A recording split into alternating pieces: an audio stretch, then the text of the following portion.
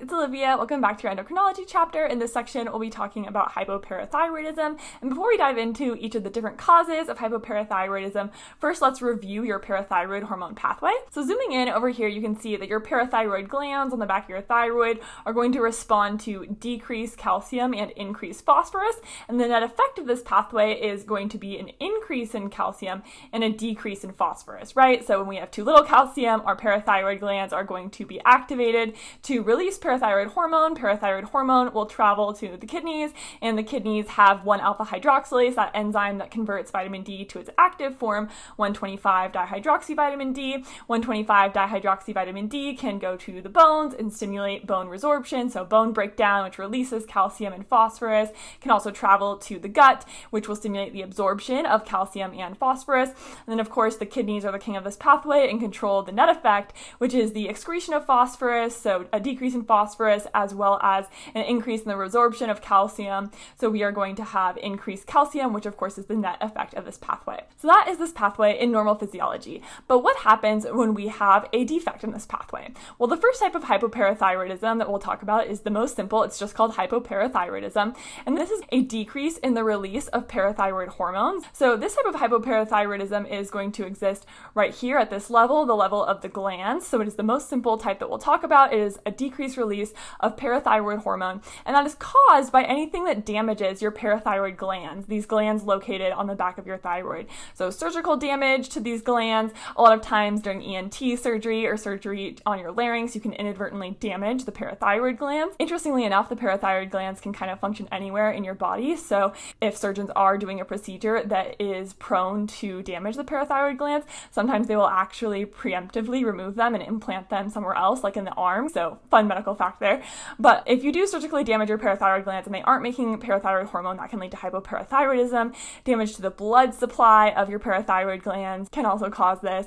DeGeorge syndrome. So with DeGeorge syndrome, you might remember thymic aplasia, but aplasia of another structure that is in the midline, the parathyroid glands, can also occur. And this, of course, would lead to hypoparathyroidism, autoimmune destruction of your parathyroid glands, and then hypomagnesemia. Now, why would decreased magnesium cause a decrease in the release of parathyroid hormone? Well, that is because magnesium is incredibly important for the calcium receptors on your parathyroid gland over here to be activated and tell the parathyroids to release parathyroid hormone. So if you don't have magnesium, you are going to have these receptors that are less active, thus they're not sending as strong of a signal to release parathyroid hormone to the parathyroids, and less parathyroid hormone gets released. And this is an important fact to remember for a couple different reasons, and it'll come up later in this video. But additionally, if you have a patient who is hypocalcemic, especially a patient with alcohol use disorder or heavy drinking, then you should make sure to replete their magnesium as well as their calcium so that this receptor is just as active as it possibly can be while you are repleting their calcium, and you get the full effect of that. But what happens when you have low parathyroid hormone?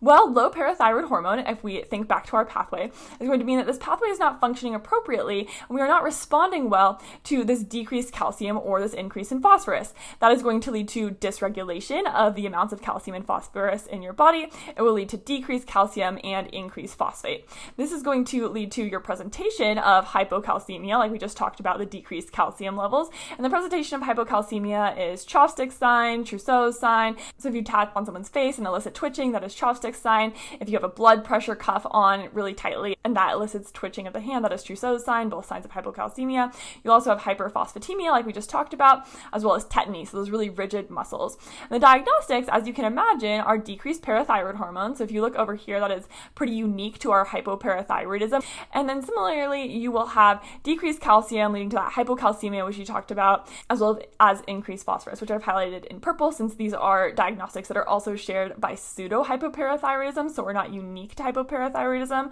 but are important nonetheless. And then if you think your way through this pathway, we know that what's deficient is parathyroid hormone. So we're still going to have a normal 25-hydroxyvitamin D level. That is the inactive form of vitamin D, so we don't have a problem absorbing vitamin D. It's still there. But we're going to have a normal or a decreased 125-dihydroxyvitamin D, and that's because we may not be having as much activation of dihydroxyvitamin D by 1-alpha hydroxylase in the kidneys, since we don't have as much parathyroid hormone being released to stimulate that enzyme.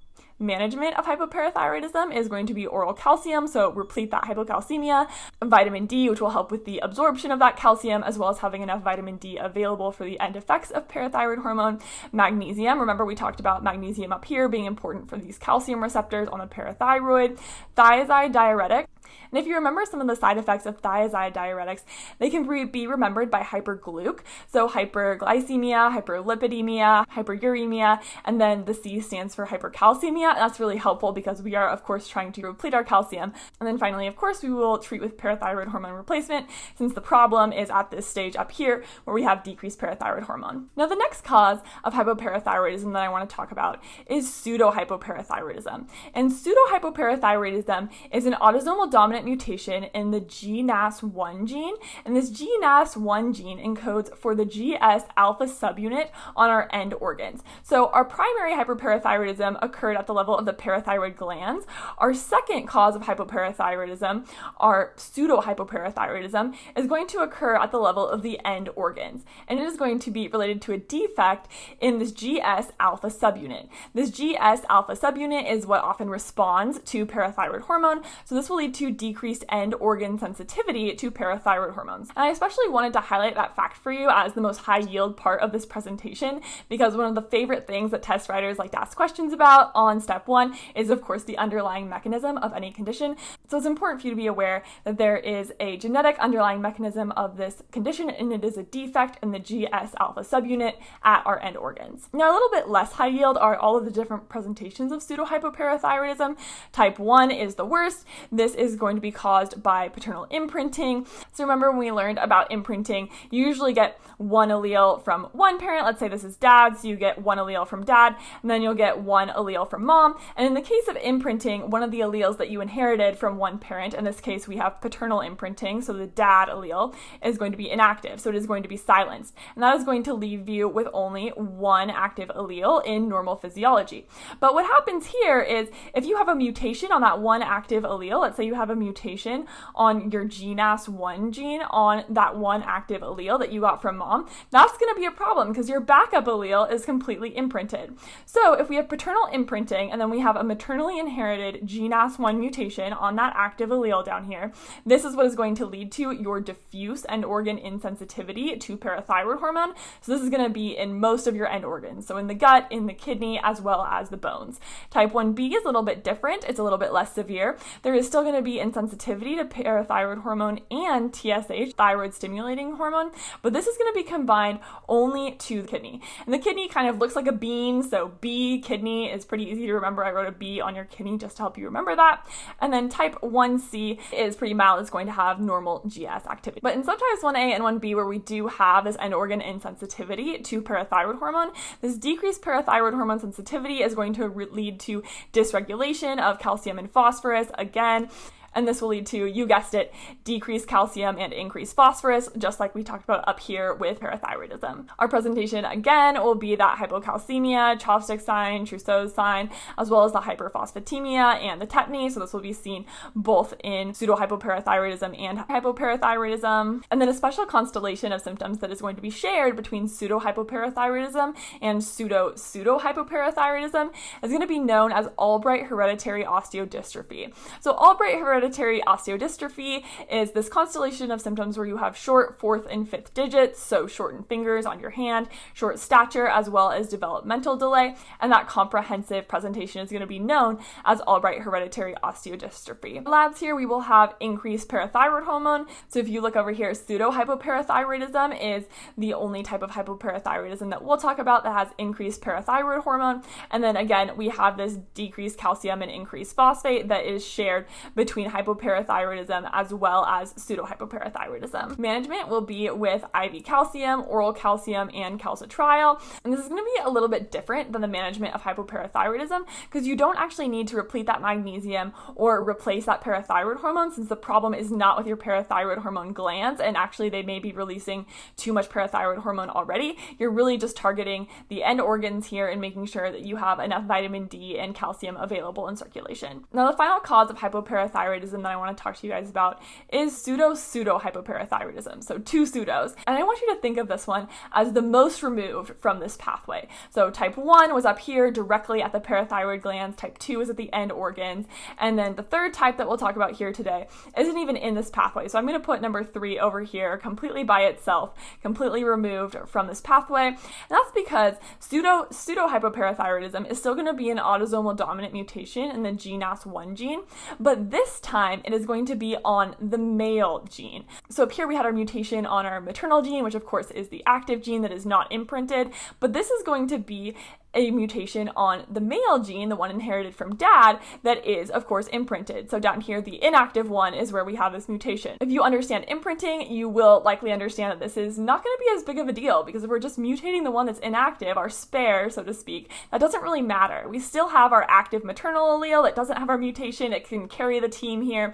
Our kidney is going to be responsive to parathyroid hormone. That's why I drew your 3 over here and not anywhere near this pathway, because this pathway is not messed up in pseudo-hypoparathyroidism, and you are not going to have any end organ parathyroid hormone resistance. The one thing that happens, though, that is shared between pseudo-hypoparathyroidism and pseudo-hypoparathyroidism is this presentation of Albright hereditary osteodystrophy. So again, the shortened 4th and 5th digits, the short stature, the developmental delay, this Albright hereditary osteodystrophy is going to be similar between pseudo and pseudo-hypoparathyroidism, and it is really going to be the only thing that's the same about them, besides the fact that they both result from this GNAS1 mutation. Your diagnostics for pseudo-hypoparathyroidism, as we already mentioned, this pathway is completely intact. It is not messed up. There is no dysregulation of calcium and phosphate. So normal parathyroid hormone, normal calcium, normal phosphate, and that is what you should be looking for to distinguish pseudo-pseudo from pseudo-hypoparathyroidism.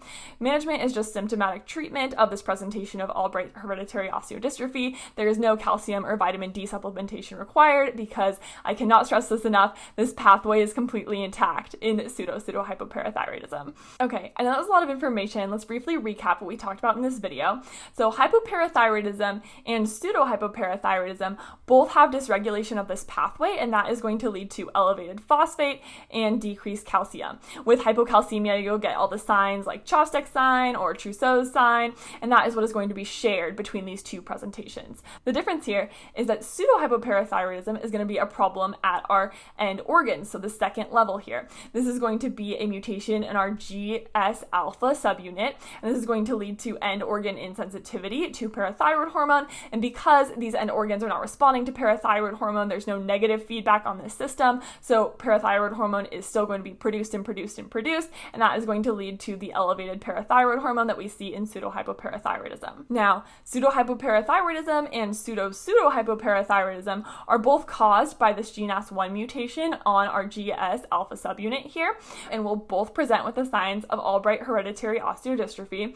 However, in pseudo-hypoparathyroidism, it is going to be our maternal allele that is mutated, and in pseudo-hypoparathyroidism, it is going to be our paternal allele that is mutated. And because that paternal allele is imprinted, pseudo-hypoparathyroidism is going to be a milder form of this disease. We're not going to have any dysregulation of the system at all. Normal parathyroid hormone, normal calcium, normal phosphate, whereas in pseudo-hypoparathyroidism, we are going to have these dysregulations. How would they ask you about this in a board style question? Well, something they might ask you is a 5-year-old boy is brought to the physician for his annual checkup. On exam, the patient is unable to hop on 1 foot, but can hop on 2 feet, and can draw a square, but not a triangle. Blood work reveals increased parathyroid hormone and decreased calcium. What is the receptor most likely affected by this patient's genetic mutation? So our patient comes in and they are presenting with being able to hop on 1 foot, but not both, and they can draw a square, but not a triangle. They should really be able to do both of those things by 4 years old. So we know that we have some sort of developmental delay here. And then it tells us that we have increased parathyroid hormone and decreased calcium. Well, we know a genetic condition that causes developmental delay as well as increased parathyroid hormone and decreased calcium. That, of course, is going to be pseudo-hypoparathyroidism. But the question then asks us, what is the receptor most likely affected by this patient's genetic mutation? And because you watch this video, you know that the receptor responsible for pseudo-hypoparathyroidism is the GS receptor, more specifically the alpha subunit, and it's defective due to a mutation in the GNAS1 gene. Now, I hope after watching this video, you are more confident with hypoparathyroidism, and I'll see you next time.